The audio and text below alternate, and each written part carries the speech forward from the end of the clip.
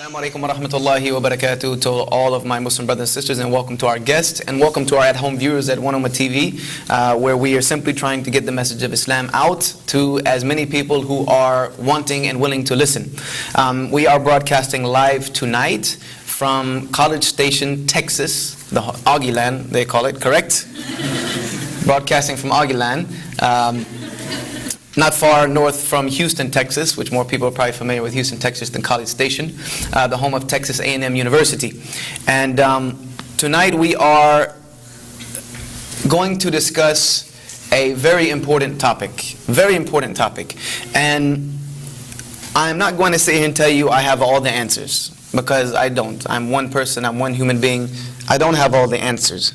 But tonight we're going to discuss who does have all the answers and what is the reason for everything that we see around us, including ourselves.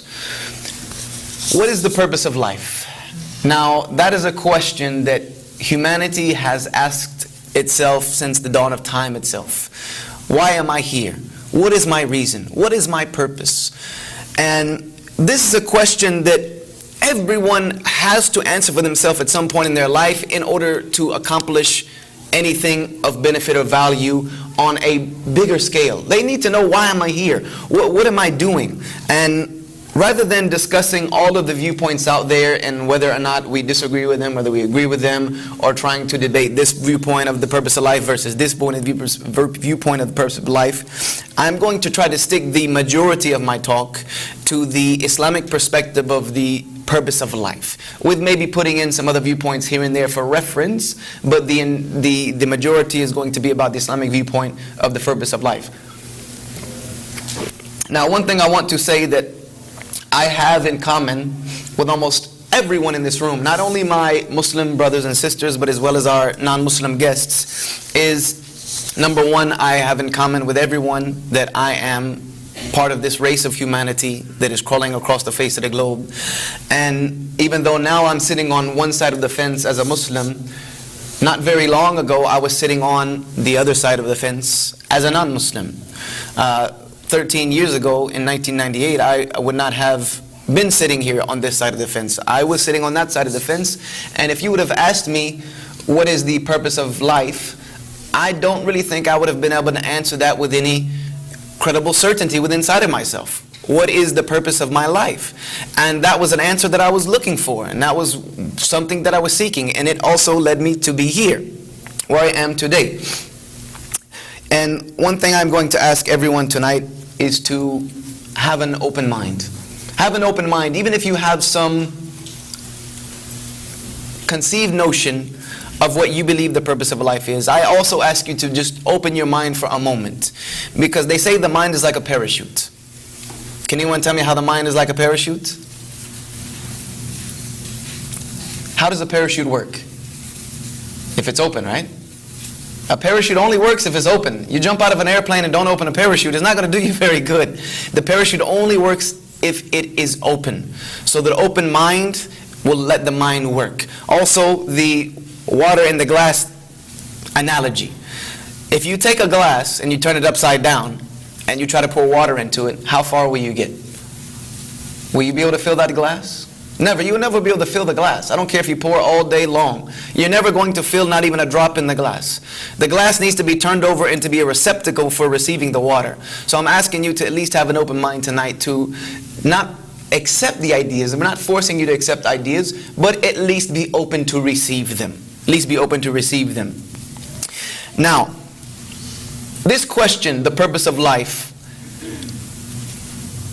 one of the reasons it's so important, and one of the reasons it is a question that has been debated throughout the ages, and one thing that I think has prevented a lot of people from answering this question are the implications behind it. The implications behind answering this question. Because if I answer the question for myself, what is the purpose of my life, then that would lead for me to have to do something about it. If I realize the purpose to my life, I have to do something about that. Then I would have to act upon that purpose. And what if I decide that the purpose of my life, or if I find out the purpose of my life, is something completely different than I have always known, or something that I have always held as a value, or something that my parents have taught me, or something maybe that my teachers have taught me, or our pastor has taught me, or whoever has taught me? What if I find out, by asking this question sincerely, something that different than I've ever known?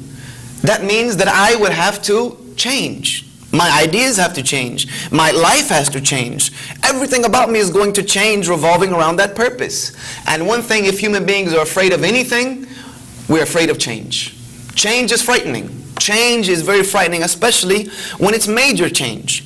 And there could be no more major change than answering for yourself, what is the purpose of my life? And when it comes to purpose, what is a purpose in and of itself? Purpose is a reason, a reason for, a reason to. If you have no purpose in your life, then you have no reason to continue to get up every morning. Everyone lives their life with a purpose, whether or not they know it. Whether or not they've answered that question for themselves, they are living their lives according to a purpose. You get out of the bed in the morning, right? Everyone here gets out of the bed in the morning, correct? If you get out of the bed in the morning, you have a reason for getting out of the bed in the morning, correct? You don't just automatically jump and get out of the bed and say, involuntarily. You get up for a reason. Most of you get up to go to school, right? You get up, I have to go to school, I have to go to class, I have to go to work, I have to make a paycheck. Even if you get up like me some mornings, I crawl out of the bed sometimes, I think, just to get a good cup of coffee. Whatever it is, you're getting up for a reason. You go to work for a reason. You go to school for a reason. You continue to live your life for a reason. But maybe you have not pinpointed it yet. Maybe you haven't well defined that reason. Maybe your reason is always changing. Right now your reason may be to go to school. Later on your reason may be to go get a job and to go to work. Later on your reason might change. So our reasons for getting up, our reasons for living might change. But one thing that is very beautiful about Islam is that the Muslim is taught to fine-tune that reason. Fine-tune that reason to a central point, to where everything I'm doing in my life, whether it's going to school, whether it's going to work, whether it's getting up just to pray, whatever it is, I'm getting up with one central focus, one central reason, one central purpose. Do I do everything in my life? And everything in my life revolves around that hub of purpose. And the Muslim is taught to fine-tune that. And that starts at the age when we begin to understand the world around us, and that purpose and that reason for doing things continues until the day we meet our death, the inevitable resting place of all human beings. You know, as they say, life is all about from the womb to the tomb. We are all racing towards death. Every single day you are racing towards your death. Every breath you take, every single moment that passes, you are racing towards your eventual end. None of us are immortal. We are finite beings. So when someone fine-tunes their purpose and their reason, they become a much more productive individual. When you look at people who are ultimately successful in the world, let's just take the business world.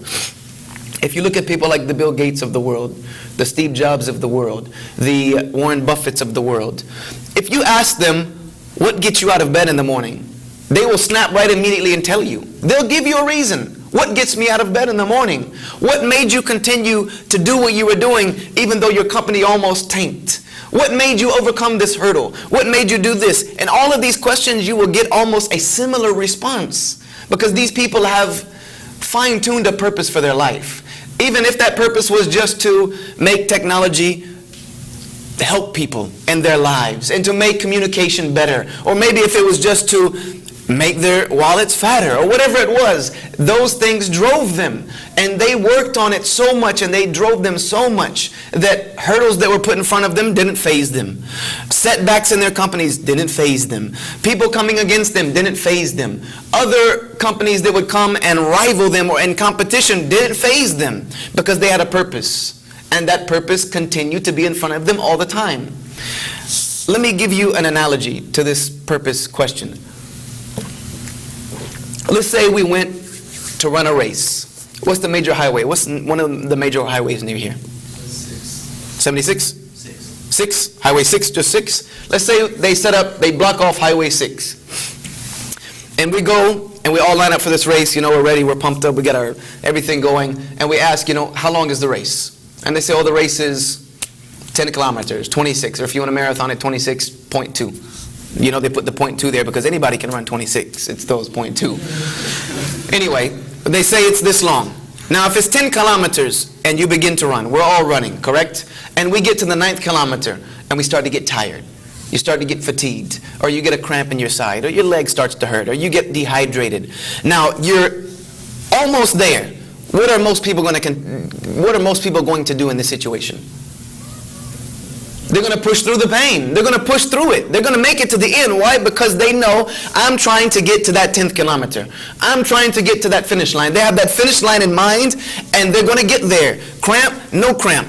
Thirsty, no thirsty. Leg hurting, no leg hurting. You've even seen some runners just completely, their body just fall apart, and they would drag themselves across the finish line because they know where they're wanting to go. The race has a purpose, correct? Yes or no? Now, what if we go out and begin and we ask, okay, how long is the race? I'm ready to go. They say, what do you mean, how long is it? There's no end. You just run. We're just running. All right. Most people, right then, thank you very much, I'm going back home. Right? There's no point to this race. And for those who decide to run this race, if you get to that 8 kilometer, 9 kilometer, 10 kilometer, and you get that cramp and pain and thirst, what are you going to do? You're going to stop. Why? Because there's no point to continue to go on. There's no reason for me to push through this pain. There's no reason for me to continue to hurt myself. Because there is no end to this race. And so in the race of life, if you have a purpose, then you have a reason to keep going on. If you have a bad day, you get up in the morning again, right? Even if I had a bad day yesterday, it doesn't mean I'm going to not get up this morning. No, I'm going to continue on because I have a reason for getting up in the morning. When you have class in the morning, if you have a headache, don't you go to class? 9 times out of 10? Yeah, you go to class. If you're tired, you got to go to class. Even if you're sick sometimes, you got to go to class. Because you have a purpose for getting up. You got to go to work. You got to make that paycheck. Paycheck's not going to come with me laying in this bed. So you have a reason that you get up and push on. But for someone who has no purpose in life, they lose complete purpose of life. These are people who end up committing suicide. These are why people will commit suicide.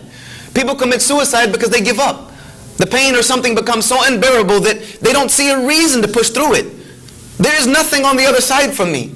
I just give up on life. They lose focus of purpose. People become addicted to drugs and alcohol and all other types of vices because they have no real purpose in life. And their purpose becomes to find themselves at the bottom of a bottle. Or their purpose becomes to down a bottle of pills. Or to get high. Or whatever it is. That becomes their purpose. They want to give their life a reason. And if they don't have a reason, they find a reason. And normally those reasons become vices. They become addictions. They become cancers upon society. So can all of you begin to see the difference between having a purpose in life and not having a purpose in life? Whatever it is, you must have a purpose in order for you to accomplish things. And if you haven't defined that purpose, I'm going to tell you, there's no better time than now to figure out what is your purpose in life. And what are you doing here? Now, if we look at the world around us, if we just stop for a moment, I know our lives are so hectic and busy that we don't really, take the advantage of admiring what is around us anymore. And as a student of psychology, this is one of the things that I have come to very clearly see is that our lives of this fast-paced, on-the-go lifestyle, our life of multitasking, I really think there should be a course on multitasking in college now. I mean, that really should be a beginner course. Multitasking 101. Because you need to almost be able to do 10 things at once to accomplish anything in life anymore. I mean, we are so addicted to technology and things of that nature. We're text messaging, we're emailing, we're IMing, boom, boom. Things are going and firing at such a rapid pace that studies have shown that people take very few deep thoughts anymore. Our minds are scrambled. Our thoughts are jargoned. We think like we live, multitasking things. If you ever want to find out how crazy your mind is running, just go for a moment in a quiet room, sit down, be quiet, and be cognizant of your thoughts. Just be aware of what your mind is thinking about. involuntarily, you'll start to realize, oh my God, there's so many things going on up in the air. I don't know how I get anything done. And that's just how society has become. People take very seldom chances and take very few occasions to sit down and reflect upon anything. One thing and just focus on it and reflect. If we were to take a moment and reflect on the world around us and the creation of the universe at large, and I am going to talk to you from a creationist perspective. Creationist perspective. If we look at the world around us, everything has a purpose. Everything within the heavens and the earth has a purpose. This world has a purpose. Air that we breathe, the way it comes to us, it's there for a purpose. If it wasn't there, we wouldn't be here. The sun has a purpose. The moon itself has a purpose. Without that moon, we're not here. The way the earth is positioned to rotate around the sun has a purpose. Without that earth being positioned right where it is, we wouldn't be here. Nothing would be here. Everything has a purpose around it. And for someone to say that this entire system of the universe and its greatness and the things that we don't even understand of yet, but what we can grasp and even what is around us, what is in this earth, what is in the human body, for someone to say that is all a system of random chance, that is all a system of random chance, or to put it technically, a random set of coincidences. A random set of coincidences happened so that everything that is could come into being. That would basically mean that everything that exists right now exists for no purpose whatsoever. That is the equation of that statement. For me to stand here and say everything that exists right now is due to a random set of circumstances and coincidences is for me to say this earth, this world, this universe has no purpose whatsoever. And that really is a very pessimistic outlook on life. Because were that to be the case, we are sitting on a great gambling scheme. Because for a random set of coincidences to happen like this is just as easy, and this has been used many times before, this equation, but I'm going to repeat it because of how beautiful it is.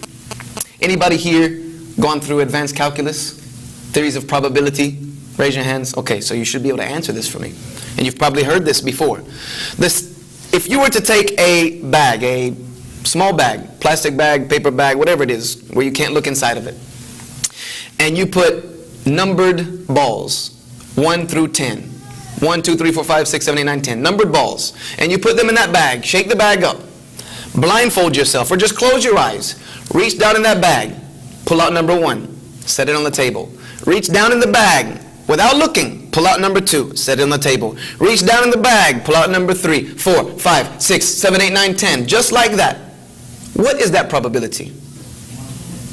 Can anybody tell me the probability that I can pull those 10 balls out in order?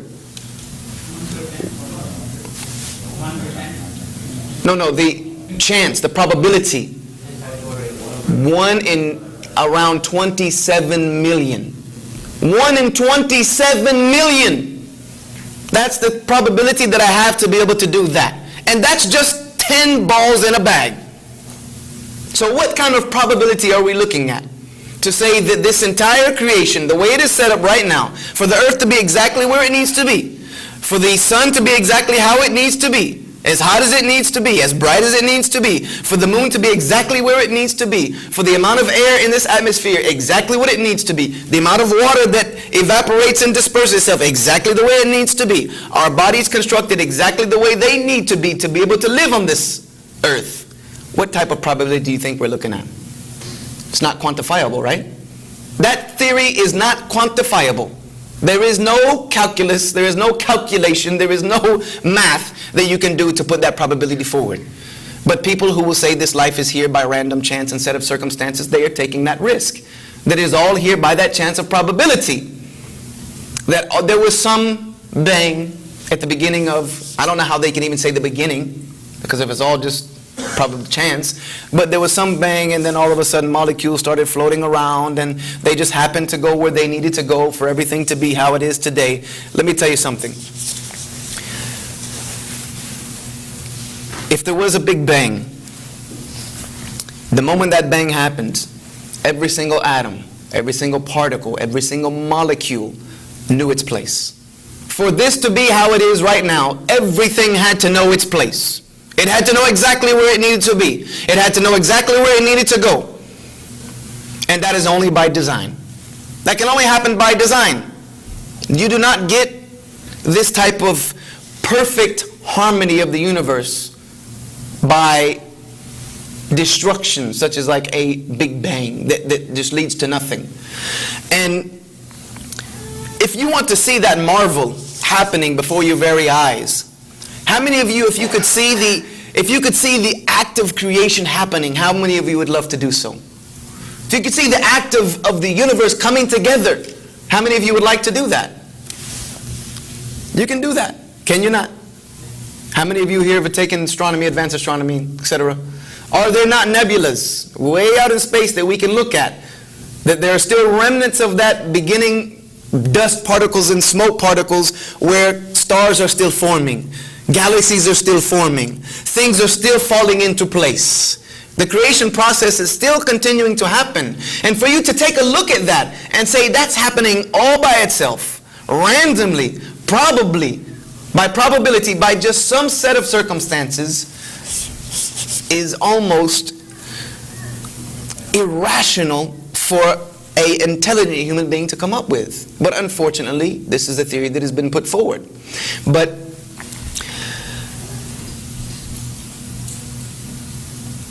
most people, I will give them, and all of you, I will give you the benefit of the doubt that your capacity, the capacity of your mind to reflect, to analyze, to deduce logical conclusions will lead you to see that there is something bigger than just some random chance.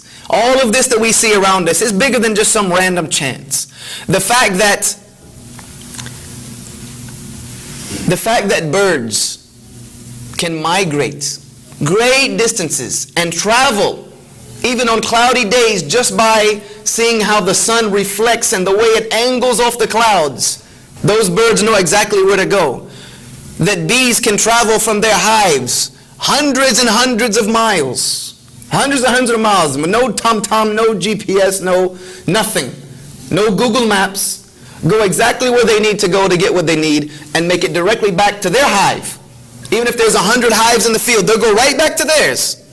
And then they will tell everybody else, look, there's stuff out there. To say that that happens by chance, the fact that salmon are able to, at the end of their life when they're ready to spawn, they can trace their lineage all the way back upstream, upriver, up waterfalls, all the way back to the place where they were born by the sense of smell in order to begin that reproduction process again. I think all of you, I will give you the benefit of the doubt, you can say that that is something bigger than some random set of coincidences. There is something bigger going on behind this. There is somebody behind the scenes with this. If you were to walk out and let's say they built a brand new, glorious bridge somewhere here in Texas or in Houston. I don't know if there's water here in College Station, but let's say in Houston they built some new, huge, glorious bridge, biggest bridge in the world, most luxurious bridge in the world. When you went and looked at that bridge, you would marvel at its design. You would be like, wow, look at this great structure. You would think about the person who designed this. How amazing a mind of an architect must it have been to make this. Your first thought wouldn't be, wow, I wonder how all of that just fell together. That's amazing. Steel just started, falling all over the place. Concrete was just flowing from the sky and, it just happens. That would not be your first thought. Your first thought would be, how amazing is it that an individual like the human being could come up with something like this? Or the very famous watch in the desert idea. If you were walking in a desert and you found a nice watch, very fancy watch, Citizen, Bolivar, whatever want to have you, you would pick it up and you would first think to yourself, how did this get here? How did this get here? Who left this here? You wouldn't think that, wow, that is amazing that over all of this time, sand came together and started graining and forming glass, and this is not what the human mind would start comprehending. You would know someone left this here. Yes or no? This is the logic of the rational human mind. So, and I'm talking about a watch. A simple piece of glass and metal. What about this beautiful world that we live on? This beautiful earth, this beautiful universe that's ever expanding. The theory goes that the universe is continuing to expand. What's beyond its borders? Who knows? And then it will expand so much one day that they theorize that it will eventually implode in on itself. It will get so large that it will just overcome itself.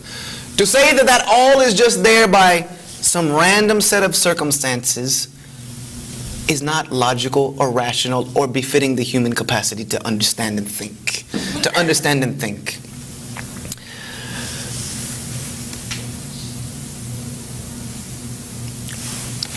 Now, let's just go down, let's boil it down a little bit more. Let us look at the human itself. Take a look at yourself for a moment. Just think about yourself for a moment. Think about the design of the human being. Think about the mind, the brain that is contained inside of this cranium of ours. How this brain is able to store so much information. How it is able to just fire off the synapse nodes and the architecture that's going on, firing information at a millionth of a second, over and over every single moment of your life. Think about the capacity of the human brain to take in the world around it, the way it is able to dissect information that is being given to it and feed that information throughout the body, how it's able to receive information from the body and recalculate itself accordingly, how we're able to react to things without thinking, how the mind controls everything that we do. Think about that for a moment. Think about the human eye, just the simple human eye, the greatest camera that has ever existed. The way the human eye processes information, the way it knows how to filter how much light in and out, how to take the light that is around it, the colors and all of the different things that are being fed into it, and how it is able to translate that and send that information up to the brain to allow us to comprehend what is in front of us, to comprehend what is around us.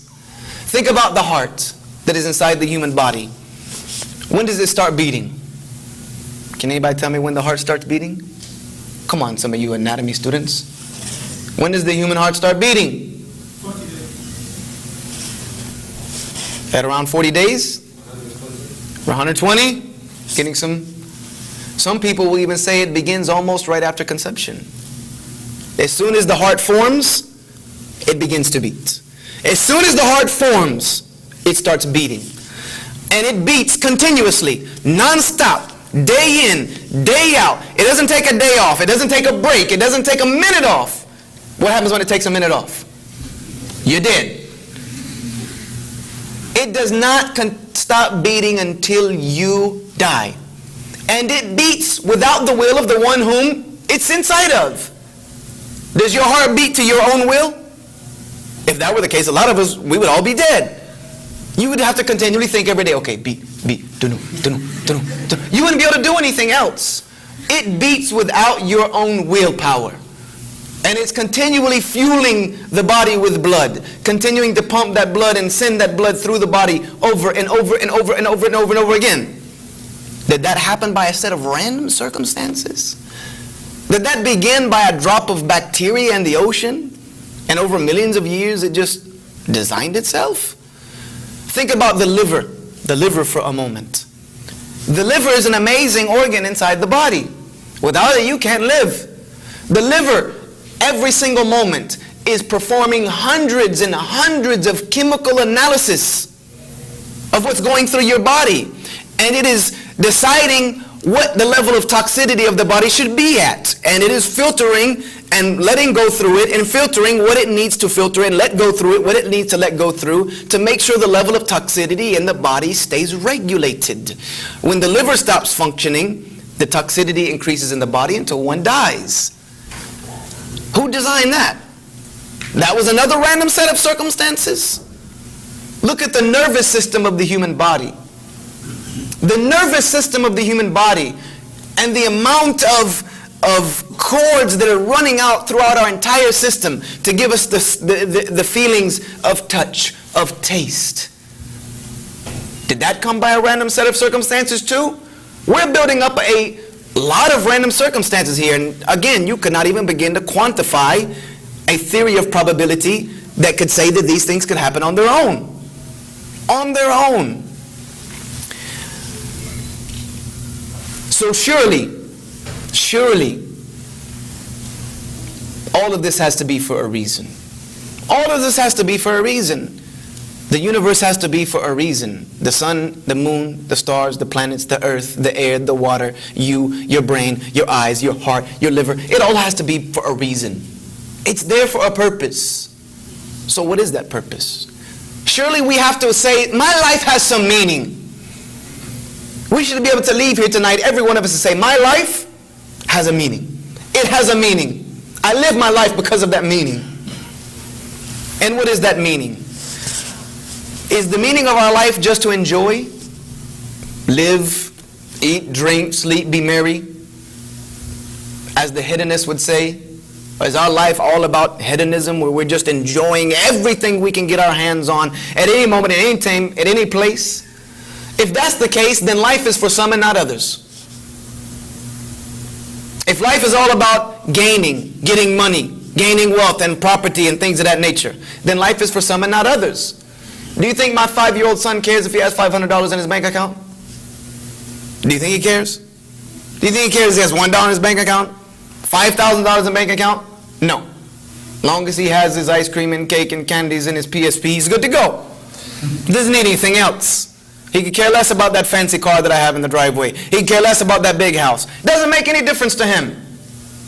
What about a person who is blind? Is just enjoying the luxuries of the beauty of around the world? Is that for him too? So is it for some and not others? What about the paraplegic? If life is all about just eat, drink, and be merry, enjoying and all of these carnal pleasures, what about the person who is a paraplegic who can't move anything? So is life for some and for not others? Is this the system that we are willing to accept? That life is for some and for not others? It's for the haves and for the have-nots? Sorry, this just wasn't your life.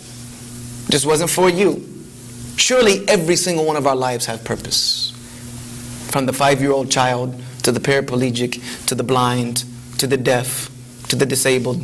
Surely everyone's life has a purpose.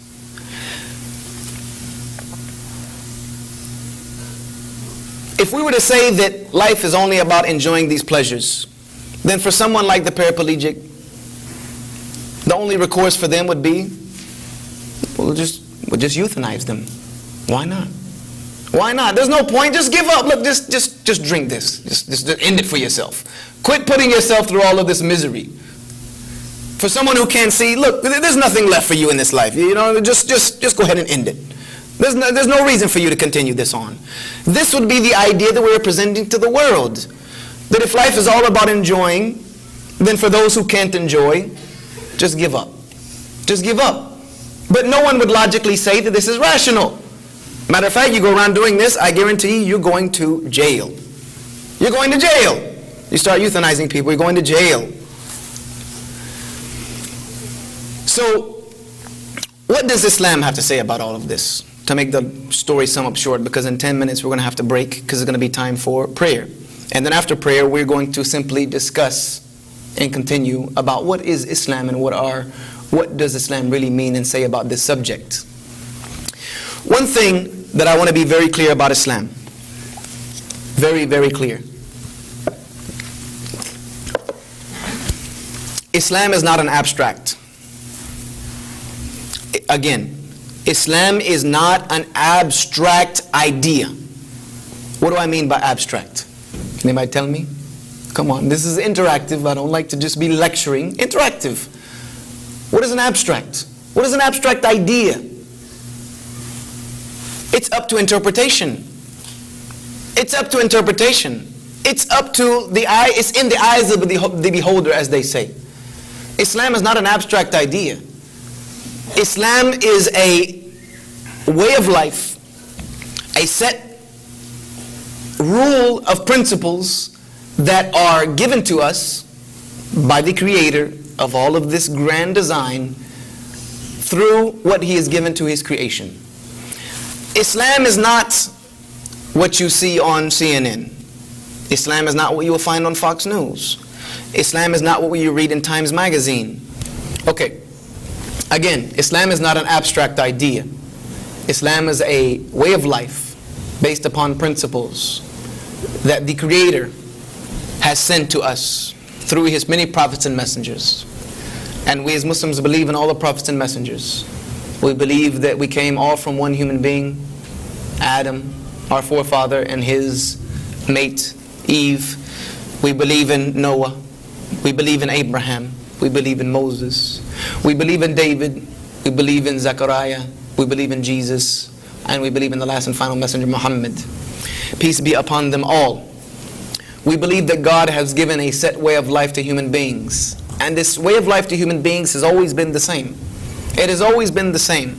And it has always defined human beings, not only way of life, but their purpose of life. And I haven't even told you finite, definite, what the purpose of life is in Islam. We're getting to that. That comes at the end.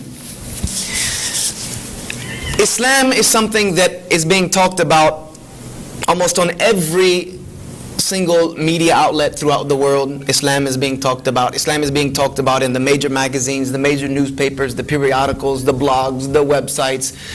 Islam is on the forefront of discussion and ideas, and has been for over a decade now. Ever since 9/11, we all know, since the tragedy of 9/11, Islam has been on the forefront of the world scene. And one very sad fact about that is that that narrative of what Islam is has been in the hands of people who do not know what Islam is. What Islam is, has been in the hands, and that narrative has been in the hands of people who have no idea what Islam is. Because we've heard so many varying ideas about what Islam is. Islam is this, Islam is that. One day it's this, the next day it's that, the next day it's this. Islam is not an abstract. It doesn't change. It is not up to interpretation. It's not change according to the time and date and period and place. Islam is one thing. And that's what we're going to finish with tonight. Islam is an Arabic word. It's an Arabic word coming from a root system. For those of you who know Semitic languages come from a root system. The grammar comes from a root system. Islam comes from a root word, salama.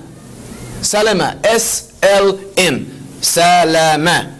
Salama has many different meanings. It has different connotations. Now a lot of people will tell you that Islam means peace. Islam means just peace. Yes and no. That's not the complete picture. That's not just. Because Islam does mean peace, but that is an end idea. That is an end idea. Islam also means submission. Submission, meaning that I submit myself to something. I am being subservient to something. Salama. It also means sincerity. Being sincere towards something. Having sincerity towards something, whether it's an idea, or whatever it is. Sincerity. It also means obedience. Being obedient to something. I am obedient to something. And then it also means peace. Islam simply means, if you want to put it in the English language, Islam means that I submit myself to the one who created me. I submit myself to the one who created me with sincerity, in obedience to him, so that I can have peace in my life and I can have peace in the next life. This is Islam. And this is all that Islam is. Again, Islam means I submit myself to the one who created me. In obedience to him means I do what he wants me to do. I stay away from what he wants me to stay away from. With great depth of obedience to obtain peace in this life and peace in the next. That is Islam. Anything other than this is not Islam. Now, did I bring up the word terrorism in that definition? Did anybody hear me use the word terrorism? It's a question. No, right? So is Islam terrorism? No. That's an oxymoron. It's an oxymoron. You guys know what an oxymoron means, right? Two statements that you try to put together, which are actually in complete opposite or complete difference to one another. Did I say Islam is oppression? Did I mention oppression in this definition? Did I mention oppression in this definition? No. Islam is only submission to the Creator with sincerity and obedience to Him to obtain peace in this life and the next. That's it. And that is something that I'm trying to be very upfront about, is that if we Muslims tell the world what Islam is, simply, plainly, clearly, and we talk about the issues that are being talked about, we talk about them on our terms, from our narrative, from the revelation that God has given to humanity, and from what He has taught us, then we would get rid of a lot of these negative connotations and negative ideas. So, within that definition, for someone to say Islamic extremists, Islamic extremists, did I mention extremism in that idea, in that definition anywhere? No. So Islamic extremist is also an oxymoron, because you cannot be extreme in Islam. You cannot be extreme in Islam because it doesn't fit within the definition. Do you see what I'm trying to get you to grasp? You can't put inside that definition what doesn't fit.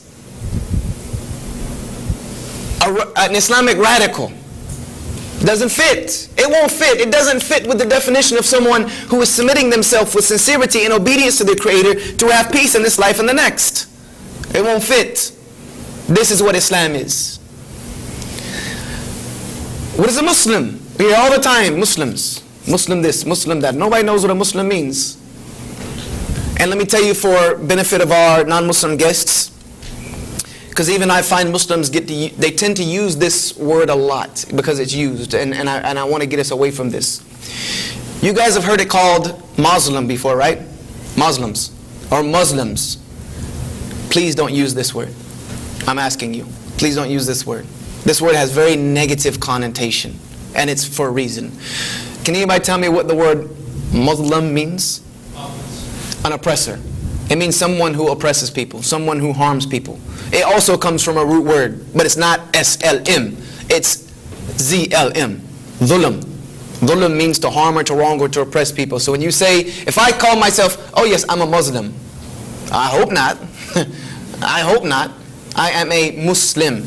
Muslim. Muslim means very simply, and I'm going to let you define it for yourself.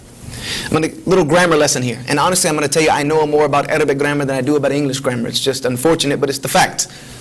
I'm from the South. Our grammar is completely different.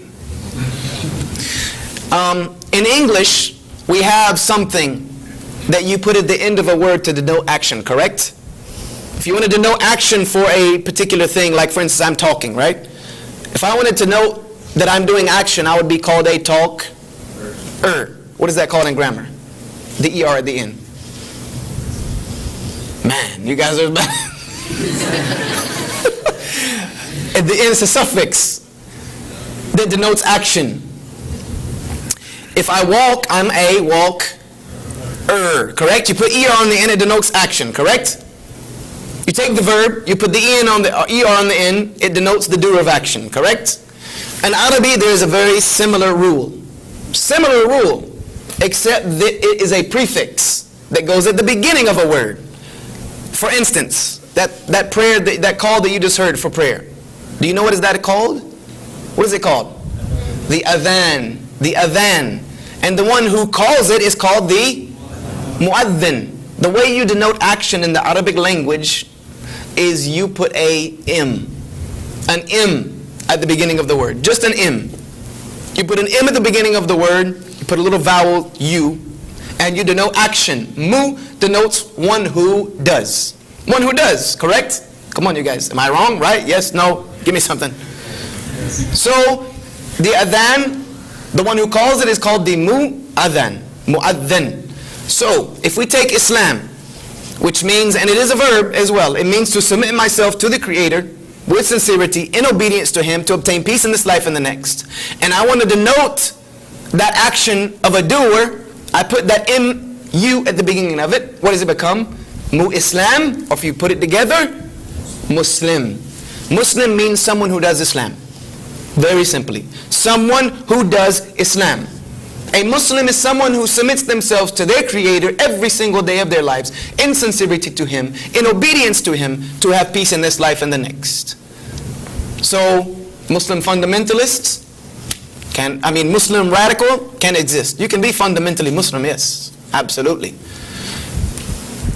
Muslim extremists, Muslim terrorists, Muslim whatever you want to call it, if it doesn't fit in with the definition, it will not work. It will not work. And I'm giving these things to you as gently as I can, so that you can see when you hear people talk about Islam, you can use your own barometer whether they're telling the truth or not, whether they're being honest or not. Because a lot of the times they're not being honest. This is what Islam means. And this is the purpose of life in Islam. The purpose of life in Islam, the reason why we are here, the reason God created us and placed us on this earth, was to submit ourselves to Him every day of our lives with sincerity, in obedience to Him, to have peace in this life and in the next life. Does this sound familiar to any of our guests? Does this way of life sound familiar to any of you? This is the way of life God had for Adam. This is the way of life God had for Noah. This is the way of life God had for Moses. This is the way of life God had for Abraham. This is the way of life God had for David. This is the way of life Jesus lived. He lived a life being submissive to God. He lived a life trying to please the Father who is in heaven. He lived a life to have peace in this one. And He tried to bring peace to humanity in the next life. This is simplistically the purpose of life in Islam. And does that mean I have to stand and pray all day to fulfill that purpose? Does it, brothers? No. How do I fulfill that purpose in life? To please my Creator with every single thing that I do, in obedience to Him with sincerity, and worship Him. There's a verse in the Quran that very clearly states the purpose of life. Sums it up. And it comes in Surah 51.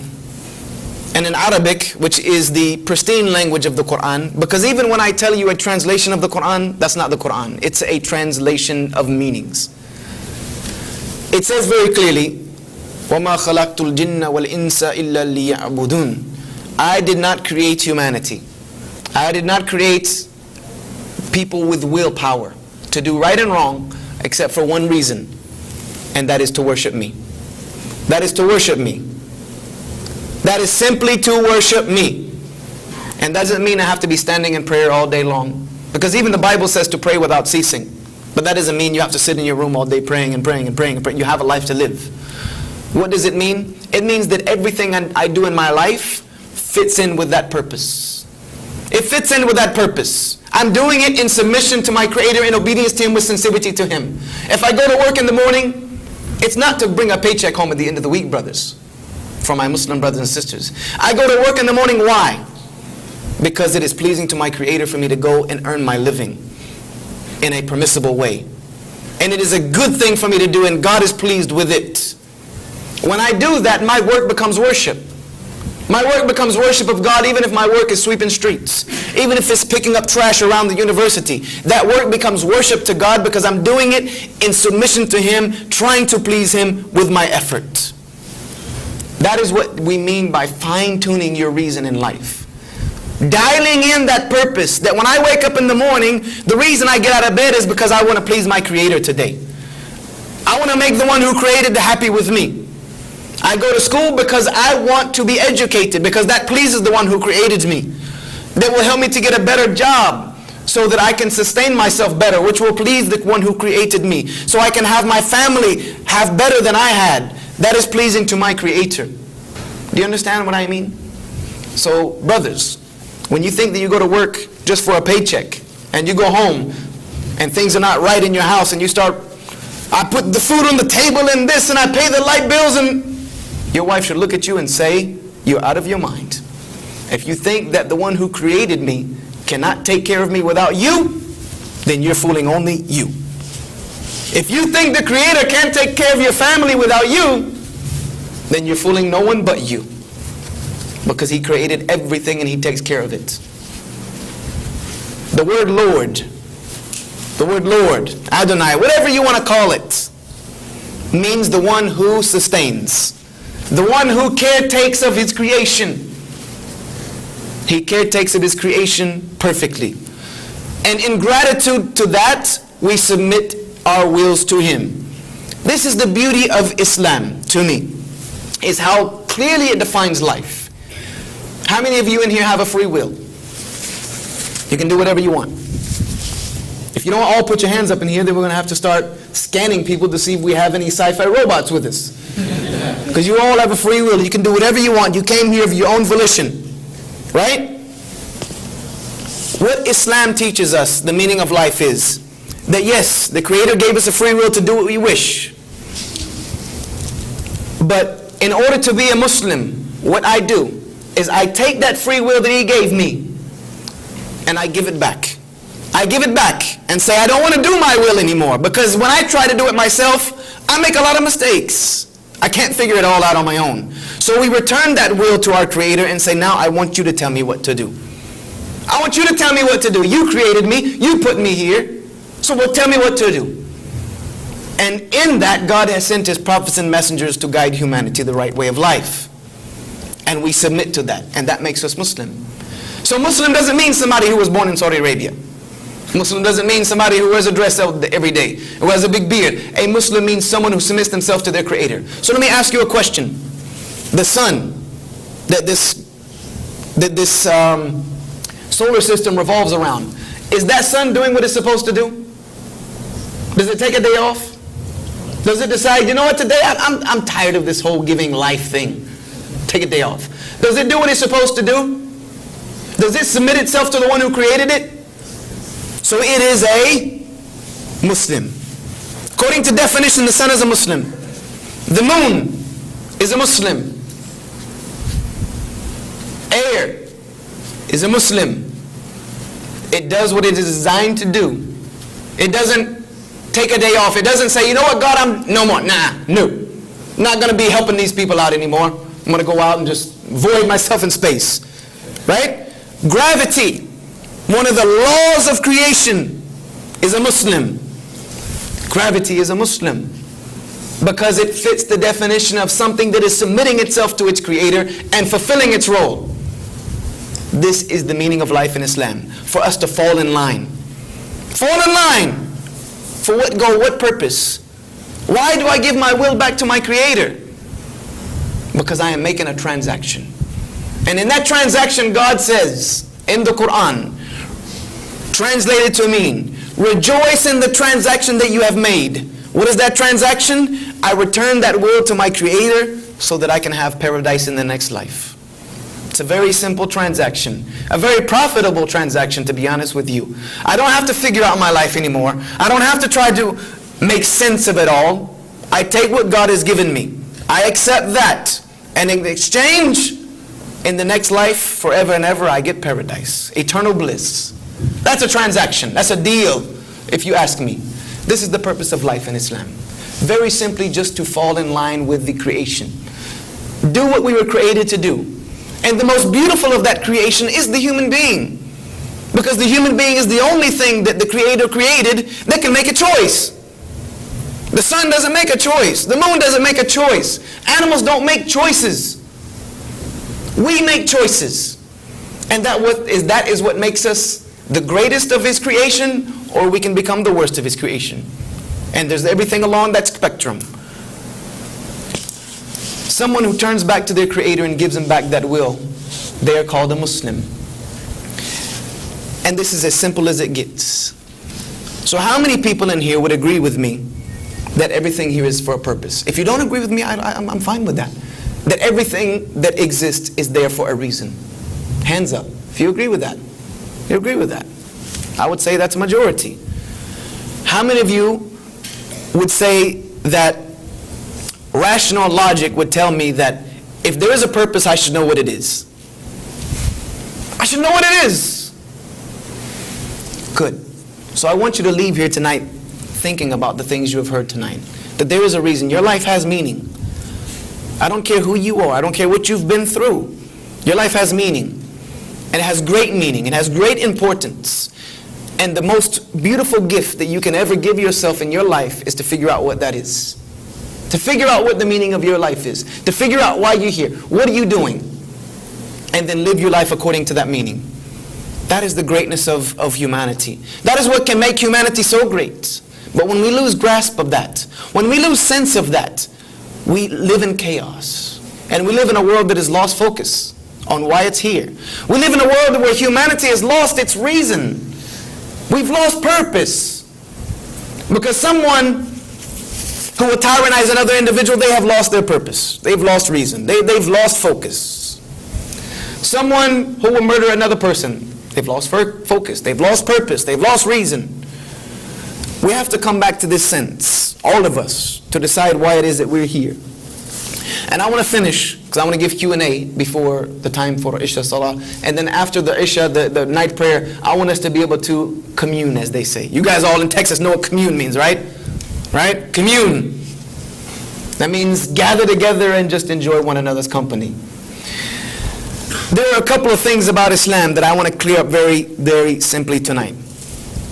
Without a shadow, with leaving you with no thought in your mind as to any ambiguity about these ideas. When you hear about Islam today on the news media, what is one word that you hear associated with Islam more than anything else? For our guests. Al-Qaeda. Al-Qaeda. What else? For our guest in the back, I can see you. What do you hear about Islam more than anything else? Tell me. Extremists? Terrorism? The big J word, right? What's the big J word called? Jihad. Oh my goodness, I said jihad. There's probably 1,000 computers going off at NSA right now. And the point that I'm trying to make is that I'm going to apologize to you. For our guest, I'm going to apologize that we as Muslims have let these words get out of hand. We've let these words get out of hand. Jihad. What is another word? It starts with an S that you hear a lot on the news right now. The S is coming. Sharia. Oh no. The boogeyman. It's coming. It's coming. You better watch out. We just heard pretty soon they're going to have NASA tracking Sharia like they track Santa Claus, where it's going all over the world. These are two words I want to clear up for you tonight. Because I don't want you to leave here thinking, yeah, well, he said this, but they, use these words to muddle the purpose of life in Islam. They really, really act like our whole religion is revolved around these ideas, which they are. And I'm going to tell you why they are. The word jihad is not a bad word. It is a beautiful word. And for me to say it is a bad word, I have almost lost my entire religion. I would have lost my entire religion to tell you that jihad means bad, negative, and anything evil. The word jihad is also an Arabic word. It's not jihad, even though I know that's the Texas translation. It's not jihad, it's called jihad. It also comes from a root system. Jahada. What does jahada mean? Come on, you guys from all over the Middle East. Jahada means to make effort. Jahada means to make effort, to struggle. Like if they build a big building, they will say they did juhud. They did juhud on this building. That means they worked hard to put it up. They did jihad on the building. Now they didn't bring it down, they put it up. They didn't bring it down, they put it up. That's still jihad. What does jihad mean in Islam? I'm going to be clear with you. And I'm not going to apologize for anything in Islam. Because Islam needs no apologies. It needs no apologies. I don't need to do that. And jihad doesn't mean only some struggle that I have within inside of my soul to overcome evil. There is a tint to that in jihad, but that's not the meaning. When you read the word jihad in the book of Allah, the Quran, in the Quran, the Muslim book, when you read the word jihad, or if you look in the statements of the Prophet Muhammad, peace be upon him, and you find the word jihad, they have a meaning. And that meaning is a struggle against injustice. A struggle against injustice, no matter where it may be on the earth. A struggle against tyranny, no matter who's the one doing the tyrannizing. A struggle against oppression, no matter who's doing the oppressing. A struggle against evil, no matter where evil may lie on the earth. A struggle to put truth forward. A struggle to make sure that human beings are given a fair shake in life. You ever heard of the Declaration of Independence? That all human beings are created with inalienable rights. And the foremost of those rights are what? Life, liberty, the pursuit of happiness. Do you know what that would be called in Islam? Jihad. The struggle to make sure that every human being is given their inalienable right by their Creator to live a life of liberty and the pursuit of happiness is called jihad in Islam. If someone were oppressing another individual, the Prophet, peace be upon him, he said, help your Muslim brother if he is oppressed or if he is an oppressor. The person said, okay, I understand how to help him if he's oppressed. I just stopped the one who was oppressing him. How do you want me to help him if he's oppressor? If he's the one oppressing, what can I do to help him? What did the Prophet, peace be upon him, say? Stop him from his oppression. Stop him from his oppression. If someone is tyrannizing over others, jihad mandates for me to put an end to it. Jihad mandates for me to stop it. If a woman is being abused, jihad mandates that I free her from the abuse. If the rich are usurping the rights of the poor, jihad mandates that I institute a system that makes sure the poor are taken care of, and the needy, and the weak, and the orphans, and everyone has their due rights. This is what jihad means. If someone were going to strap a bomb on themselves, walk into a supermarket, and blow themselves up, and I found out about it, jihad would mandate what? I stop him. I stop him. Even if I have to take him out myself. I gotta stop him. Does that sound like the jihad that you hear about on CNN? Does that sound like the jihad you hear about on CNN? Fox News? BBC, Time Magazine? I've never heard that definition come out. But this is what jihad is all about. So to say that jihad equates terrorism is another oxymoron.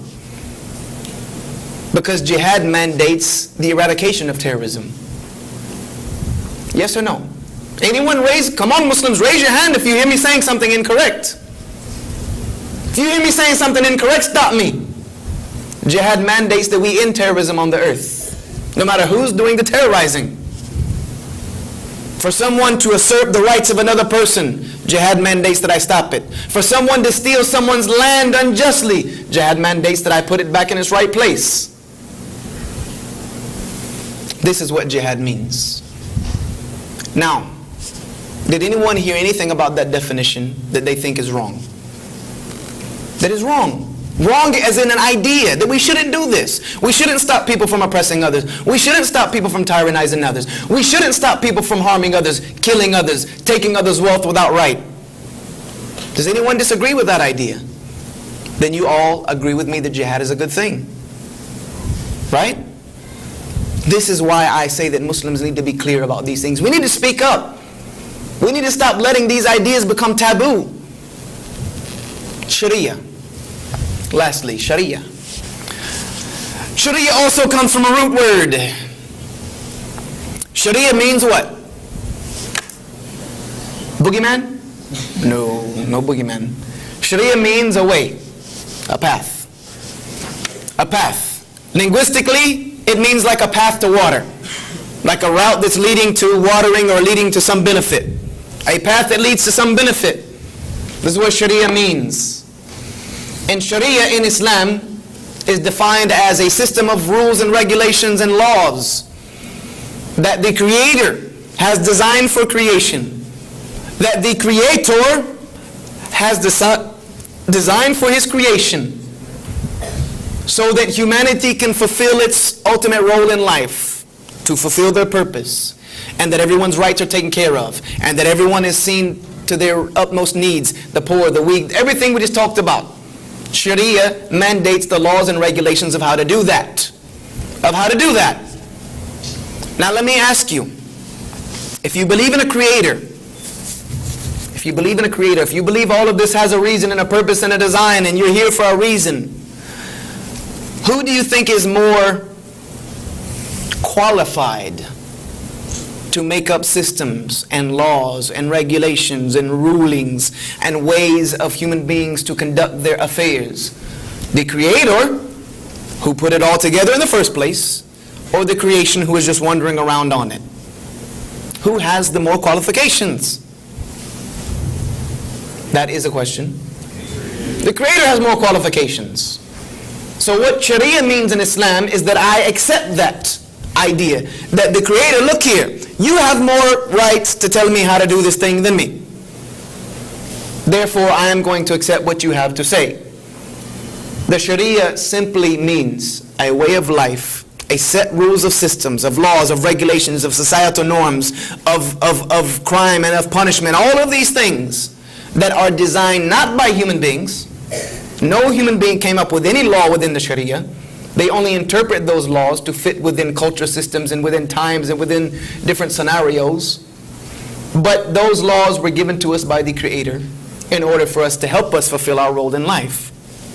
Because it would also make no sense for the Creator to put us on this earth, tell us, I want you to worship me, I want you to obey me, I want you to live righteously, but then not tell us how to do that. Not give us any guidelines. Just figure it out.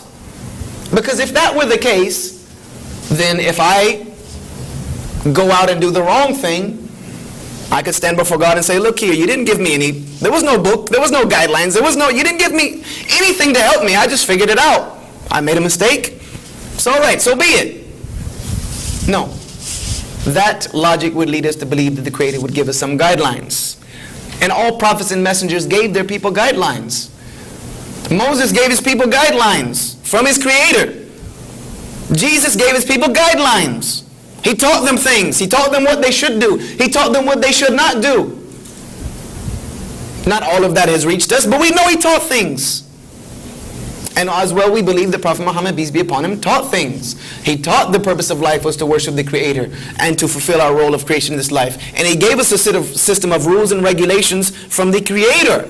The difference between the system that was given to us through the Prophet Muhammad, peace be upon him, and the system that was given to us through Jesus and David and Moses is this. The system that was given to us through Muhammad, we still have every single bit of it. Every single little tiny bit of it. It's in these shelves right here, you see them. The book that is revealed by God and the statements of the Prophet himself. We know everything that he did. We know how he told us to eat. We know how he told us to sleep. We know how he told us to drink. We know how he told us to conduct ourselves with other human beings. We know how he told us to get married. We know how he told us to get divorced. We know how he told us to deal with crimes. We know how he told us to deal with our family relations. We know how he taught us to deal with rulers and governments. Everything is there. There's nothing for us to figure out. It is a complete system. This is what caused Michael Hart, Michael Hart, when he wrote his book, The Ranking 100, himself as a professing Christian, he wrote in the introduction, I tried with my greatest capacity to put Jesus number one, but justice wouldn't let me do so, because Jesus was not a husband, he was not a father, he was not a ruler. His religion didn't become a civilization. Therefore, I had to put no one but Muhammad first. I had to put him as the most influential human in history. And that is all we're simply saying tonight, is that we believe in one God, and we believe the purpose of our life is to worship that one God, and to live our life according to the laws and regulations that He has given us. And we take that law and ruling and regulations, yes, we take them from the Prophet Muhammad, but that is not in absence of all the other prophets. We take them also, we believe they're the same rulings that God gave to Jesus, the same rulings that God gave to Moses. Were they tweaked? Yes, they were tweaked. Because the condition of the people of Moses is not like the condition of us. The condition of the people of Jesus is not like the condition of us. But in the year 600 CE, humanity was at a place where it can contain information. It could contain information. It could solidify rulings and preserve them for history. The proof is sitting right here on the books on these shelves with you today. The proof is sitting in the hearts of a lot of Muslims sitting right here. We've memorized these things by heart for 1400 years. So the proof is in the pudding, as they say, that we still have that pure, pristine system of life that was given by the Creator to the creation. Yes, the intermediary was Muhammad, but that does not mean that we don't believe in Jesus, we don't believe in Moses, we don't believe in David. No, we believe in every single one of them. And our purpose of life is well defined. And we are here tonight for that reason. All of these Muslims came here tonight to fulfill that purpose. And they get up every morning to fulfill that purpose. And I leave you with one final thought, as they say. It's not really a thought. It's a statement. Being that our purpose for life in Islam is to recognize our Creator and submit our will to Him and live a life according to Him. There's a very beautiful verse I decided to pick from the Quran. Very beautiful verse I decided to pick from the Quran, from many verses in the Quran. And it is a verse that comes in chapter 3. And in the Arabic language, it is a very, very beautiful verse. Very beautiful verse. But even you will grasp it in the translation of the meaning in English. It says, and to Allah, which Allah means the God. Allah is not the Muslim God. It means the Creator. It means the one who created us. Same God that everyone else who believes in a Creator believes in. We believe in the Creator and the one who put us here. It says, and to the Creator of all that exists belongs the dominion of the heavens and the earth. Meaning that He runs that. God runs that. And He is over all things competent. And indeed, in the creation of the heavens and the earth, and in the alteration of the night and the day, are signs for people who reflect. It says, indeed, in the creation of the heavens and the earth, and in the alteration of the night and the day, as we see it, these are indeed signs for anyone who can think. Those who remember their Creator while they are standing, those who remember their Creator while they're sitting, those who remember their Creator while they're lying down on their sides, showing the different postures that we are always in the constant remembrance of the one who created us. And they give thought to the creation of the heavens and the earth, and they say something. And this is the statement I give to you tonight. This is my final statement to you. Our Lord,